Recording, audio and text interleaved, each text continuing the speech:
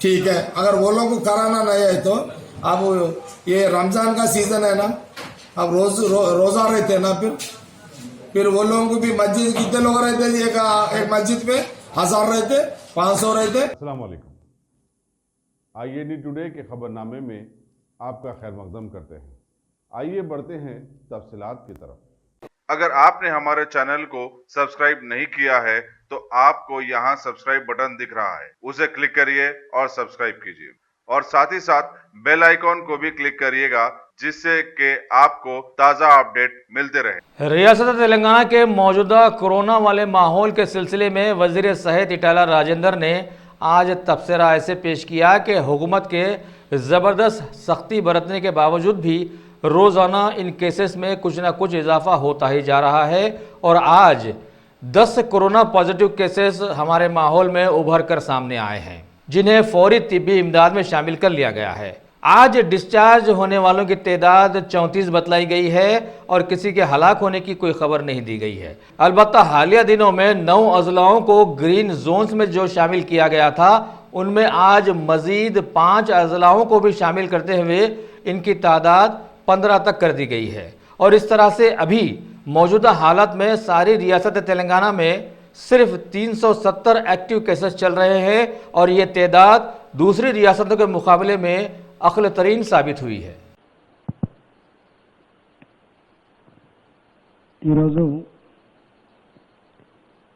నిన్న సాయంత్రం 5 గంటల నుంచి ఈరోజు సాయంత్రం 5 గంటల వరకు మొత్తం పాజిటివ్ కేసుల సంఖ్య 10. ఇప్పటి వరకు ఈ రాష్ట్రంలో పాజిటివ్ కేసుల సంఖ్య 1132. దాంట్లో మన రాష్ట్రంలో అత్యధిక మంది ఏ సింప్టమ్స్ లేకుండా హాస్పిటల్లో కోలుకుంటా ఉన్నారు కాబట్టి దాదాపు 727 మంది ఇప్పటి వరకు కోలుకొని ఆరోగ్యంగా క్షేమంగా వాళ్ళ ఇళ్లకు చేరడం జరిగింది. ఈరోజు కూడా 34 మందిని డిశ్చార్జ్ చేయడం జరిగింది. మొన్నటి వరకు ఏదైతే 29 మంది డెత్ రేట్ ఉండేనో ఇవాళ కూడా అదే కొనసాగుతూ ఉంది. మా దగ్గర గాంధీ హాస్పిటల్లో చికిత్స పొందుతున్నటువంటి పేషెంట్ల సంఖ్య కేవలం 376 మాత్రమే. అంటే అతి తక్కువ డెత్ రేట్తో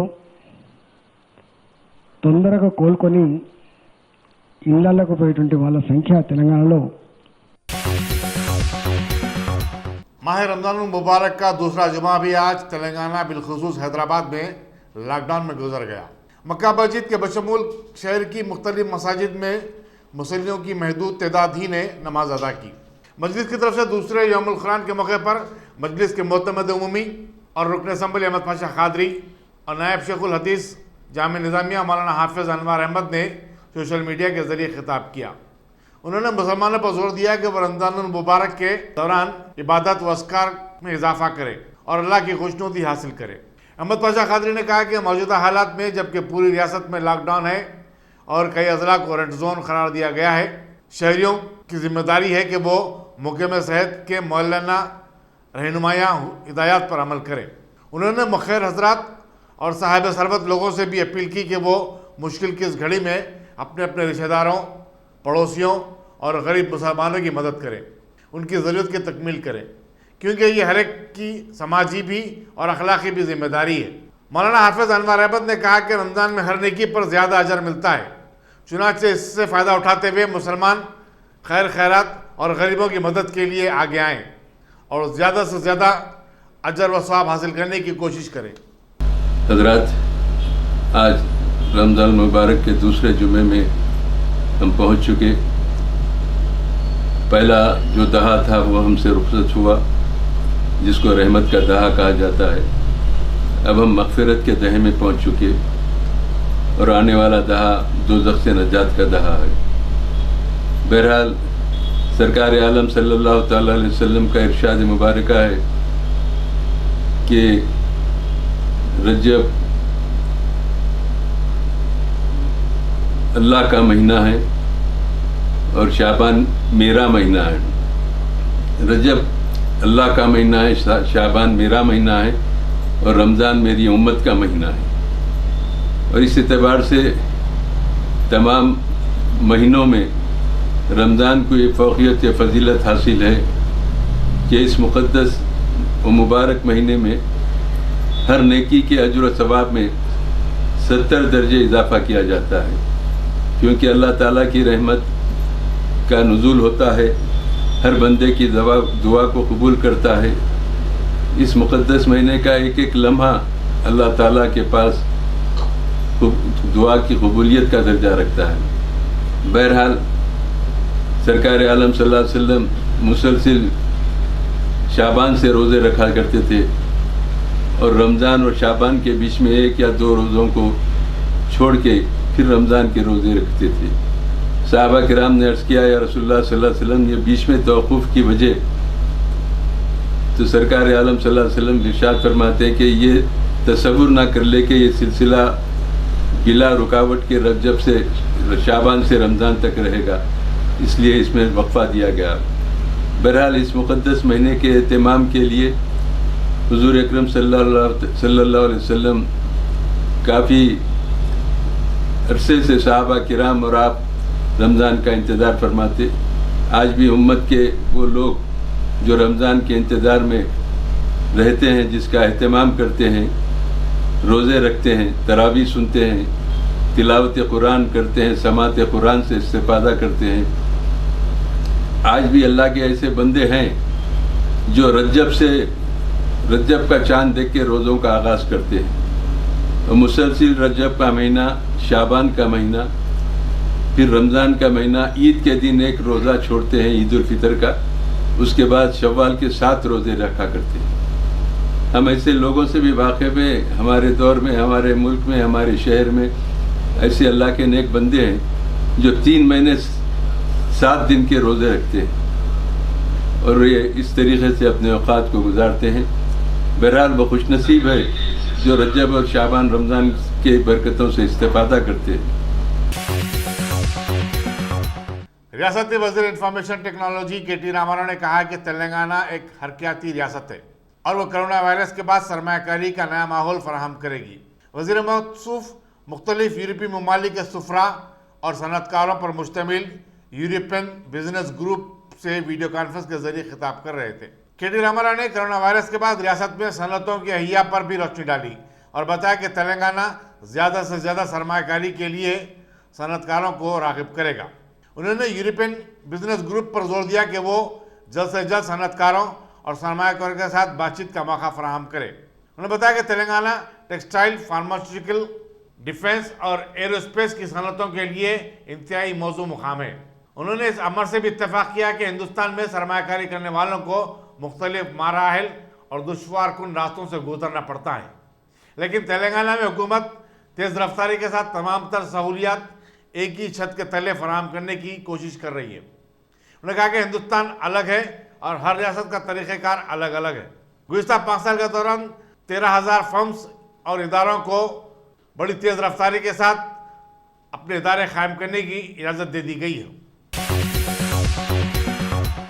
तेलंगाना से अब तक एक हफ्ते के दौरान 20,000 से ज़ायद बैरूनी वर्कर्स अपने अपने आबाई मुकाम को रवाना हो चुके हैं। हैदराबाद से चलाई जाने वाली शारमिक ट्रेन मरकजी वजारत दाखिला की हिदायत की रोशनी में चलाई जा रही है।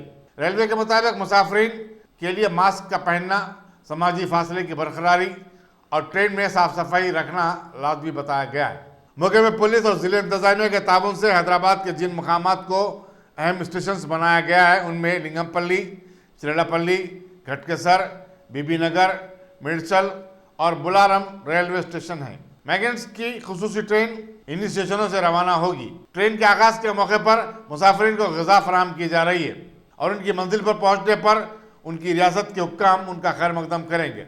हर डब्बे में सिर्फ 50 मुसाफिरीन की गुंजाइश फराहम की गई है।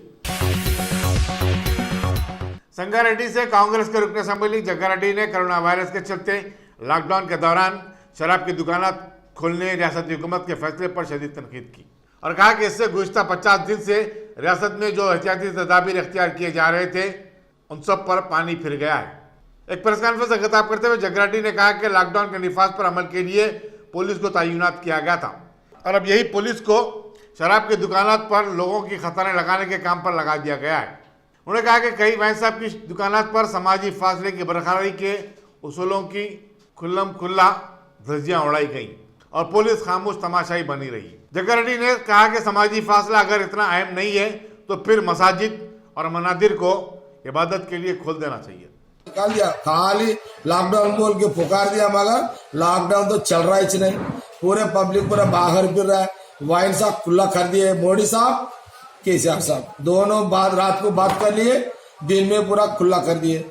अब क्या हाल है, एक एक वाइन्स के 1000, 2000, 1500, 500 लोग वाइन से कोने ठहर रहे। वो लोग को कराना नहीं आता क्या? फिर ठीक है, अगर वो लोग को कराना नहीं है तो अब ये रमजान का सीजन है ना, अब रोजा रहते ना, फिर वो लोगों को भी मस्जिद कितने लोग रहते, एक मस्जिद में 1000 रहते, 500 रहते, उतना ही रहते ना, 500 1000 500 1000 रहते मस्जिद में। शाम को रोजा चढ़ने के लिए, प्रेयर करने के लिए सब 500 रहते, एक मस्जिद में 200 रहते, एक मस्जिद में 1000 रहते। हाँ, ऐसे मस्जिदों में रोजा को छोड़ने के लिए फिर खुला करो। अगर आपको या 1000 2000 लोग वाइन्स करने ठहरे तो कराना नहीं आता, मस्जिद में कैसे वो लोगों को कराना आता है क्या? फिर ऐसा बोले तो खाली पीले मुसलमानों को बदनाम कर दे रहे केसीआर साहब, मोदी साहब दोनों मिलके। हाँ, मैं ये भी बात पूछना चाह रहा हूँ। तेलंगाना हुकूमत ने जो 24 घंटे बरखी फराहम करने वाली रियासतों में से एक है और जो ज़राई शोबे को बिला नाकास बरखी सरबराह भी कर रही है, मरकजी वजारत तवानाई के ड्राफ्ट इलेक्ट्रिसिटी तरमीमी बिल की मुखालिफत की है। ये बिल तमाम रियासतों को रवाना करते हुए उनकी राय हासिल करने की कोशिश की जा रही है। चीफ मिनिस्टर के चंद्रशेखर ने इस बिल पर एतराज़ करते हुए मरकजी हुकूमत के इस बिल की मुखालिफत में मकतूब रवाना करने का फैसला किया है। उन्होंने कहा कि अगर ये बिल मंजूर हो गया तो बरखी की सरबराही और रियासतों से मुताल्लिक रियासती हुकूमतों का हक खत्म हो जाएगा और मरकज की दादागिरी हो जाएगी। उन्होंने कहा कि ज़राई शोबे का बशमूल मुख्तलिफ शोबों को 24 घंटे बरखी सरबराही देना या न देना ये रियासतों का हक है और उनका फैसला है। मरकज को इसमें मदाखलत करने का कोई इख्तियार नहीं है।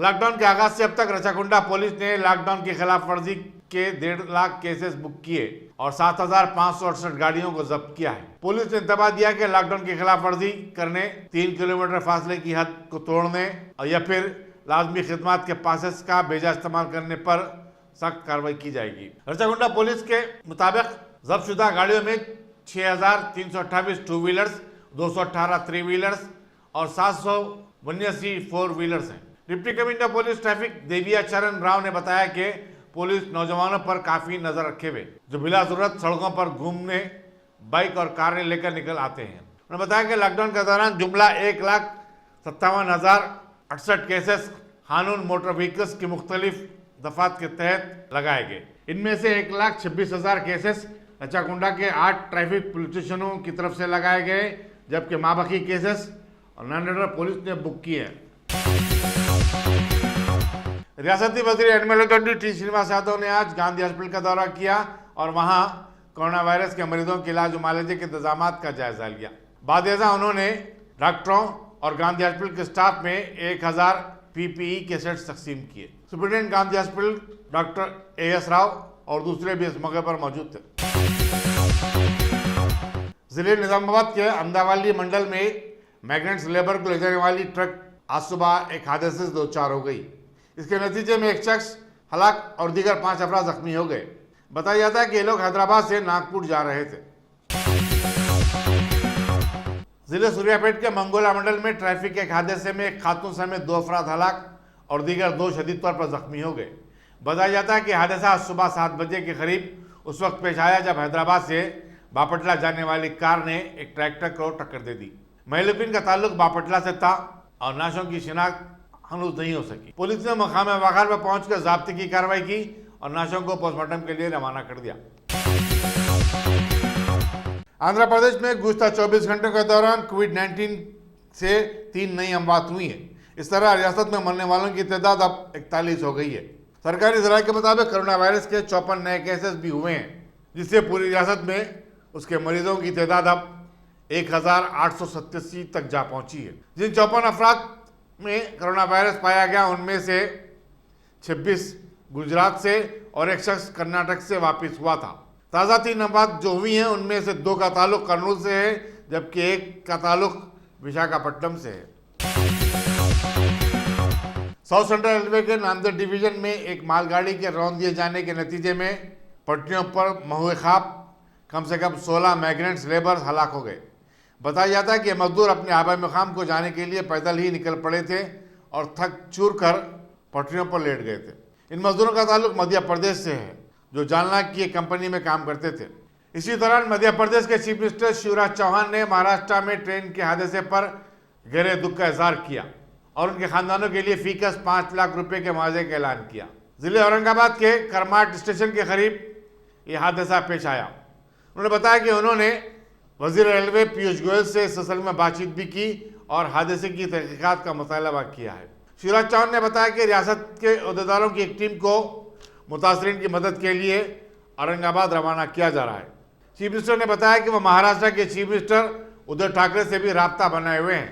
दरियासना सदर जमहूरिया रामनाथ कोविंद ने औरंगाबाद में हुए इस हादसे पर गहरे दुख का इजहार किया। उन्होंने जख्मियों की आजिलाना सेहतयाबी के लिए नेक तमन्नाओं का इजहार किया। पटरी पे सुबह 5:15 बजे बहुत ही अनफॉर्चुनेट तरीके से 16 मजदूरों की डेथ हो गई है। 5:15 बजे यहाँ से जो कैरियर ट्रेन गुजर रही थी उसके नीचे वो लोग अनफॉर्चुनेटली आ गए हैं। उनमें से एक इंजर्ड है, वो हॉस्पिटल में है। 4 लोग जो थोड़ा दूर बैठे थे उनकी हम पूछताछ कर रहे हैं और वो थोड़ा सा सदमे में है, तो उनसे बाकी सारी चीज़ें वेरीफाई करना और वो कहाँ से आए, कैसे निकले, वो सब करना अभी हमारी प्रोसीजर चालू है। कितने मजदूरों की डेथ हुई है? अभी तक उसमें 16 मजदूरों की अनफॉर्चुनेट डेथ हो चुकी है। एक आदमी इंजर्ड है। मैम कहाँ जा रहे थे? ये लोग जालना से निकले थे। ऐसा जो आदमी अभी बचा है उन्होंने ऐसा बताया है। We are verifying that. और वो बोले कि वो भुसावल जाना चाहते थे, जहाँ से वो ट्रेन पकड़ना चाह रहे थे। पैदल जा रहे थे क्या मैम? हाँ, ये पैदल जा रहे थे और रेलवे पटरी पे वो थोड़ा रेस्ट करने के लिए लेटे थे, उनको नींद लग गई और ये हादसा हुआ। एग्जैक्टली कहाँ से कुछ पता चला? नहीं, we are verifying that. Ma'am बताया जा रहा है कि कंपनी से कोई इनके कॉन्टेक्ट है? We are verifying that. अभी हमारी प्राइमरी रिस्पॉन्सिबिलिटी है to take care of the incident first, और जो लोग बचे हैं उनको काउंसलिंग करना, जो इंजर्ड है उनको ट्रीटमेंट देना, और बाकी की जो सारी चीजें हैं in due course of time जल्दी से जल्दी होंगी ही। एयर इंडिया की खुसूसी फ्लाइट सिंगापुर में फंसे हुए 234 मुसाफिरीन को लेकर आज सुबह दिल्ली पहुंच गई। वंदे भारत मिशन के तहत ये सर्विस बैरूनी मुल्कों में फंसे हुए हिंदुस्तानियों को वापस लाने के लिए कल से शुरू की गई है। 26 मार्च से फिजाई सर्विस बंद होने के बाद बैरूनी मुल्कों में जो हिंदुस्तानी फंस गए थे उन्हें वापस लाया जा रहा है। सिंगापुर की फ्लाइट 11:45 पर दिल्ली लैंड कर गई। कोरोना वायरस के चलते फिजाई परवाजों पर आयत पाबंदियों के सबब जो 168 हिंदुस्तानी तलबा बांग्लादेश में फंसे हुए थे आज एयर इंडिया की खुसूसी तैयारी के जरिए श्रीनगर पहुंच गए। बैरूनी मुल्कों में फंसे हुए हिंदुस्तानियों को वापस लाने के लिए ऑपरेशन वंदे भारत शुरू किया गया है। ढाका में हिंदुस्तानी कमिश्नर गंगोली दास ने इन तलबा से एयरपोर्ट पर बातचीत की। उन्होंने अपनी बातचीत का वीडियो भी ट्विटर पर वायरल किया है। ये तलबा मेडिकल कॉलेज में तालीम हासिल करने के लिए गए हुए थे। गंगोली दास ने बताया कि ढाके से जुमला 7 फ्लाइट चलाई जाएंगी। गुज़श्ता 24 घंटे के दौरान मुल्क में कोरोना वायरस की 103 नई अमवात के बाद मरने वालों की तादाद 1886 हो गई है। इसी मुद्दत के दौरान 3032 कोरोना वायरस के नए मरीजों का इजाफा हुआ है और जुमला मरीजों की तादाद अब 56,352 तक जा पहुंची है। 103 नई अमवात में 43 अमवात महाराष्ट्र में और 29 गुजरात में हुई हैं। राजस्थान में 26 नए केसेस के साथ कोरोना वायरस से मुतासर होने वालों की तादाद 453 हो गई है, जबकि रियासत में मरने वालों की तादाद 100 के निशाने को छू गई है। Additional chief secretary health Rohit Kumar Singh ने बताया कि फिलवक्त 1450 अफराद दवाखानों में जेर इलाज हैं, जबकि 1523 अफराद सेहतयाबी के बाद डिस्चार्ज कर दिए गए। अजमेर में आज एक शख्स की मौत हो गई। 26 जो नए केसेस रोनुमा हुए उनमें से कोटा से 8, जयपुर से 6, पाली से 5, अजमेर, झलवार और उदयपुर के 2-2 केसेस शामिल हैं। कायद मजलिस मुकर्रना पार्टी अकबरुद्दीन अवैसी ने आज असम्बली हल्के नामपल्ली के 500 से जायद गरीब और मुस्तहिक अफराद में राशन किट तकसीम किए। सालाना मिल्लत एजुकेशन ट्रस्ट की तरफ से शहर के तमाम असम्बली हल्कों में लॉकडाउन से परेशान हाल अफराद में चावल, आटा, दाल, तेल वगैरह पर मुश्तमिल राशन किट्स तकसीम किया जा रहा है। फसलांसर में मुनक़िदा तकरीब में अकबर अवैसी खुद बनफ्स नफीस शरीक थे और अपने हाथों से उन्होंने ये किट्स तकसीम किए। इस मौके पर नामपल्ली के रुकन असम्बली जाफर हुसैन मेराज और साबिक़ मेयर माजिद हुसैन और दूसरे भी मौजूद थे। कांग्रेस के साबिक़ सदर राहुल गांधी ने कोविड-19 को लेकर मुल्क में जिस किस्म की ज़मराबंदी की गई उसके तरीक़ेकार के लिए वज़ीर-ए-आज़म नरेंद्र मोदी को शदीद तनक़ीद का निशाना बनाया और कहा कि मुल्क की हालत का तज़िया करने रियासतों और अज़ला को आज़ादी नहीं दी गई। लॉकडाउन के दौरान दूसरी मरतबा वीडियो के जरिए एक प्रेस कॉन्फ्रेंस से खिताब करते हुए राहुल गांधी ने कहा कि रियासतें अपने अपने हालात से बखूबी वाकिफ़ होते हैं और वह मरहलेवार अंदाज में जोन की ज़मराबंदी करने के अहल थे। उन्होंने कहा कि मरकज़ को चाहिए था कि वो रियासतों और ज़िला मजिस्ट्रेट को अपने एतमाद में लेते और उन्हें अपना पार्टनर समझते, उनसे तालमेल बनाते हुए इस हसास मसले पर फैसले लिए जाने चाहिए थे। राहुल गांधी ने कहा कि वज़ीर-ए-आज़म की हुकूमत चलाने का स्टाइल भी कुछ अलग है। हालांकि हालात ऐसे हैं कि हमारे मुल्क को एक ताकतवर वज़ीर-ए-आज़म के साथ साथ एक मजबूत चीफ मिनिस्टर और एक मजबूत डिस्ट्रिक्ट मजिस्ट्रेट होना चाहिए। They are related questions, sir. Why don't you give Rajdeep like his own space? Let me answer that. Rajdeep can have his own. Sure. देखिए, ये क्रिटिसाइज करने का टाइम नहीं है और मैं क्रिटिसाइज नहीं करूंगा। जो जिस सिचुएशन में हम अब हैं उस सिचुएशन से हमें आगे बढ़ना है और निकलना है। एक प्रकार से लॉकडाउन हुआ नहीं हुआ वो सब ठीक है, उसकी जगह है, वो हो गया है, वो पास्ट में है, मगर अब खोलने की स्ट्रेटेजी की जरूरत है। दो तीन इस पे मैं आपको न्यूआंस बता देता हूं।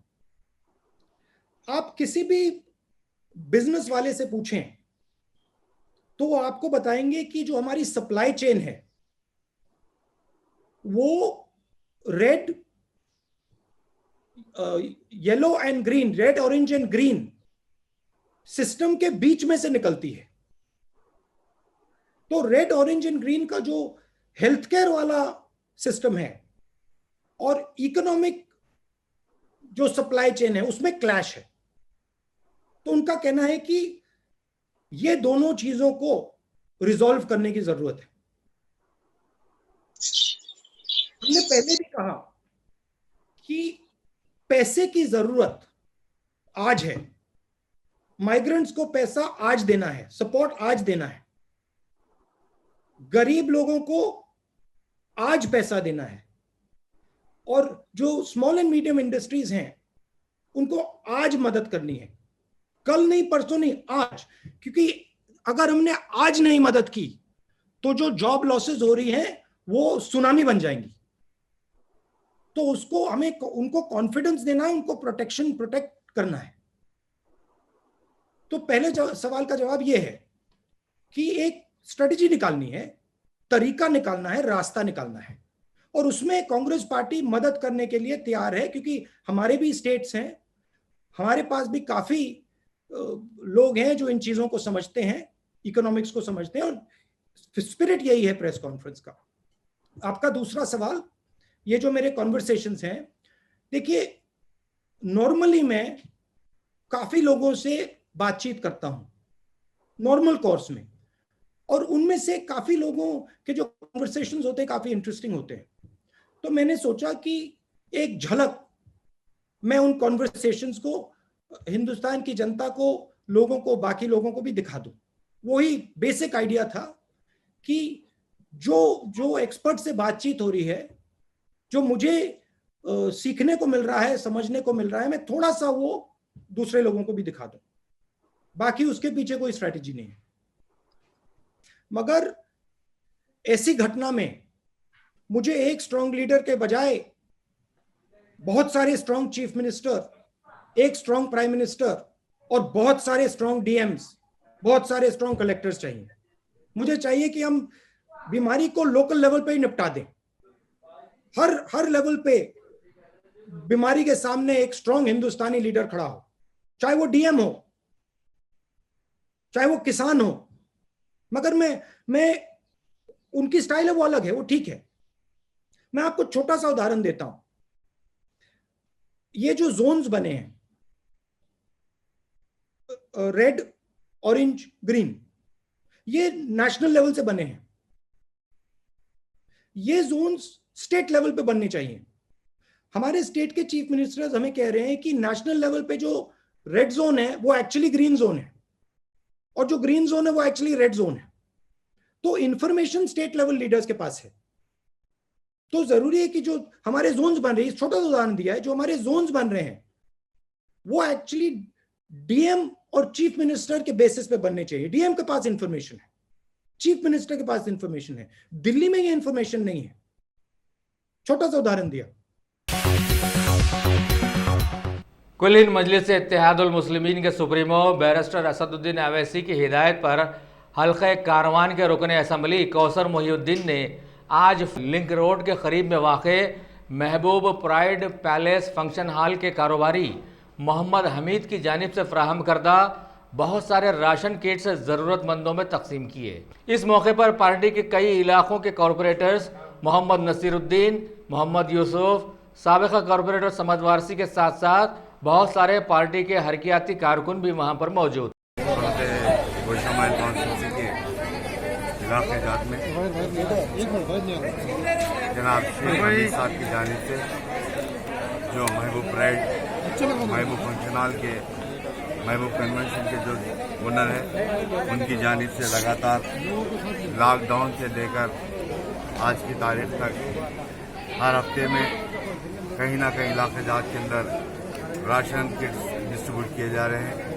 साबिक़ा में भी महबूब प्राइड फंक्शन हॉल के अंदर सिटी पुलिस कमिश्नर साहब और तमाम डीसीपी, तमाम पुलिस के अहदेदारों की मौजूदगी में जो करीब 700 चिल्लर राशन किट दिए गए थे, जिसके अंदर 11 से 12 आइटम। फिर आज यहाँ पर उनके मकान के पास 200 चिल्लर राशन किट दिए गए। और मैं समझता हूँ अमित साहब इंशाल्लाह आने वाले चंद दिनों के अंदर फिर एक मरतबा राशन किट का प्रोग्राम रखने वाले हैं। मैं शेख हमीद साहब का, उनके तमाम ब्रदर्स का और तमाम जिम्मेदारों का, मजलिस के जो रात दिन मेहनत कर रहे हैं, जमात की इब्तदाई के सदर मुतमदीन, या हमारे दत्तात्रेय कारपोरेटर, या हमारे समद वारसी साहब साबिक़ा कारपोरेटर, या मेरे तमाम हल्के कारवान के तमाम कारपोरेटर, जमात के मुहिबान मस्जिद, तमाम का मैं शुक्रिया अदा करता हूँ। और ख़ास तौर से शेख हमीद साहब का, उनके तमाम ब्रदर्स का मैं शुक्रिया अदा करता हूँ। और साथ ही साथ टप्पा चबूतरा इंस्पेक्टर साहब हो, या मेरे हल्के कारवान के जितने भी लंगरौज, टप्पा चबूतरा, कुलचमपुरा या गोलकुंडा, बंजारा हिल, इन तमाम पुलिस इंस्पेक्टर्स का भी मैं शुक्रिया अदा करता हूँ। रात दिन मेहनत कर रहे हैं और ये मर्ज को और आवाम की सहूलत के लिए रात दिन मेहनत करते हुए ये हमारी पब्लिक को अच्छी सर्विस कर रहे हैं। इन तमाम पुलिस अहदेदारों का भी मैं शुक्रिया अदा करता हूँ। ख़ास तौर से जो हमीद साहब जो कर रहे हैं राशन किट, अल्लाह ताला इनके कारनामों को कबूल करे और जो भी आगे बढ़कर काम कर रहे हैं उन तमाम को अल्लाह ताला कबूल करे। मैं फिर एक मरतबा जनाब शेख हमीद साहब का, उनके तमाम ब्रदर्स का शुक्रिया अदा करता हूँ। शुक्रिया। तेलंगाना के lady governor doctor T Soundararajan ने आज राजभवन में एहतमाम करदा एक तकरीब में शहर में बहुत सारे बरसरकार क्लास 4 एम्प्लॉयज़ और पुलिस एहलकारों में फ्रूट किट्स तकसीम किए, जो कि मौसम्बी, तरबूज, मौज और फ्रूट पैक्स वगैरह पर मुश्तमिल थे।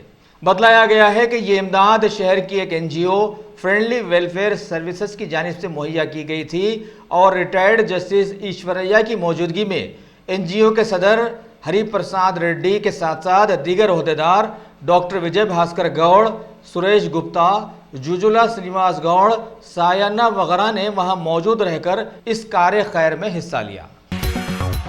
GHMC के मेयर बी राम मोहन ने आज एक इजलास में वाज़ेह किया कि तौसीई तामीरात के दौरान मालकन चेरू की सड़क पर वाक़े बड़ी मंदिर को धक्का भी नहीं लगने दिया जाएगा। साथ ही मंदिर के ऑर्गेनाइजर्स के साथ गवर्नमेंट व्हिप ए गांधी, मुकामी कॉर्पोरेटर साई बाबा और CCP देवेंद्र रेड्डी के साथ इस सिलसिले में उन्होंने तबादले ख्याल भी किया।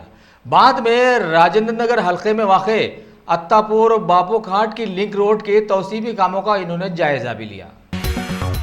तेलंगाना में कोविड-19 वायरस के लॉकडाउन के बढ़ जाने वाले माहौल में सैकड़ों माइग्रेंट लेबर्स जहां अपने अपने आबाई मुकाम जाने के लिए पे दर पे बेचैन दिखाई दिए हैं, वहीं दूसरी रियासतों में फंस जाने वाले तेलंगाना के लेबर्स भी रियासत को वापस लौटने में बेचैन रहे हैं। इस सिलसिले में आज महकमे रेलवेज ने रियासत बिहार के खगड़िया से एक गाड़ी चलाई जिसमें 225 रियासती लेबर्स को आज हैदराबाद पहुंचा दिया गया और इनका इस्तकबाल वहां पर हुकूमत के कई आला ओहदेदारों ने मौजूद रहकर किया। इसके बाद सभी के मेडिकल चेकअप्स करवाए गए और फिर सैनिटाइजर्स, मास्क वगैरह की पाबंदी लगवाकर उन्हें कुछ स्पेशल बसेस के जरिए अपने अपने आबाई गांवों को रवाना कर दिया गया।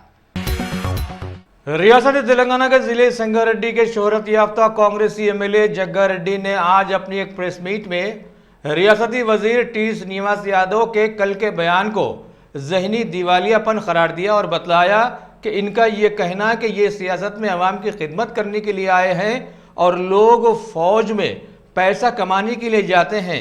अपने इस बयान से वह भारत की बहादुर फौज को गैर महसूस तरीके से इंतहाई बेइज्जत करने की कोशिश कर दिए हैं और इनके इस बयान से अवाम पर यह वाज़ेह भी हो गया है कि अभी इनकी मौजूदा दिमागी सेहत कैसी चल रही है। लिहाजा अब हालात ऐसे हो गए हैं जिसका जवाब फौज ही खुद ब खुद दे सकती है। ओके, ठीक है भाई। हमारे कांग्रेस पार्टी का कल 2 दिन से हमारा जो गांधी भवन में उत्तम कुमार रेड्डी जी जो फार्मर्स के लिए बोलने के लिए हम एक दिन धरना बैठे हैं। धरना बैठने के रात में केसीआर साहब कांग्रेस पार्टी को गालियां दिए। हम भी गालियां शुरू करें, उन्हें भी गालियां दे रहे, हम भी गालियां दे रहे। अरे हम पब्लिक के लिए लड़ रहे हैं, पब्लिक के लिए पूछ रहे सीएम को। अब वो सीएम क्या बोलता, पब्लिक के लिए नहीं पूछना, पब्लिक के लिए गांधी भवन में नहीं बैठना कहते, इसलिए उन्हें वहां से गालियां दे रहे। हम बोल रहे हम पब्लिक के लिए लड़ेंगे, पब्लिक के लिए कुछ भी करेंगे, हमसे लड़ेंगे। आप क्या तो भी गालियां दो और आप गालियां दो, हम भी गालियां दे देंगे। ये क्या है। कल हमारा ये मंत्री जी श्रीनिवास यादव साहब बोले कि कैप्टन हमारे उत्तम कुमार रेड्डी का पैसों के लिए बॉर्डर में काम करा करते। मैं ये बात बोल रहा हूँ, जो बॉर्डर में काम करने वाले पैसों के लिए करते हैं क्या? अरे वहाँ जान जाने का मूवमेंट रहता जी। वहाँ कौन आके किधर से मारता नहीं मालूम, किधर से कौन जान निकालता नहीं मालूम, किधर से कोई आगे ऊपर गिरता नहीं मालूम। पाकिस्तान और चाइना, भारत देश के इंडिया के बीच में ऐसे वारों में अपन का उत्तम कुमार रेड्डी लड़े हैं। उन्हें कैप्टन थे, प्लेन का कैप्टन थे। प्लेन एक बार उनका जो फ्लाइट चल रहा है क्या वो एयरफोर्स से ब्लास्ट हुआ तो ब्लास्ट में उनका क्या बोलते हैं पीछे का कमर भी उनका इनका हड्डी में उनको तोड़ गया है। ऐसा आदमी को श्रीनिवास यादव बोलता है तुम पैसे के लिए तुम वहां गए कहते हैं। ऐसा पैसों के लिए बॉर्डर में लड़ते हैं कोई तो भी। इसलिए मैं उसको वो ये श्रीनिवास यादव दादागिरी का वादा करते हैं पूरे हैदराबाद में बैठते, वो दादागिरी का आदत हो गई उनको, वही दादागिरी के हिसाब से बातें कर रहे उन्हें। हम बोले आप ऐसे बात नहीं करना, जो बॉर्डर में कर रहे हैं वो लोग को आप क्या बोलते तोहिन कर रहे हैं आप लोग। इमीडिएट लोग को सारी बोलना, तुम गलत बात करे तुम वो लोगों को गलत बात करे तुम सारी बोलना, जो बॉर्डर में खड़े से है वैसे लोगों को सारी बोलना, ऐसा गलती बात नहीं करना। उत्तम कुमार रेड्डी को भी सारी बोलना बोल के मीडिया का तरफ से मैं उनको बोल रहा हूँ। ठीक है। टॉप सिलेक्शन कंप्यूटर्स, अगर आप टेक्नोलॉजी के दौर में रहते हुए टेक्नोलॉजी से दूर हैं तो सोचिए मत, आइए एक बार खिदमत का मौका दीजिए। हमारे यहाँ branded computers Dell, HP, Lenovo, laptop accessories उम्दा क्वालिटी निहायत ही वाजबी दाम पर दस्तयाब है।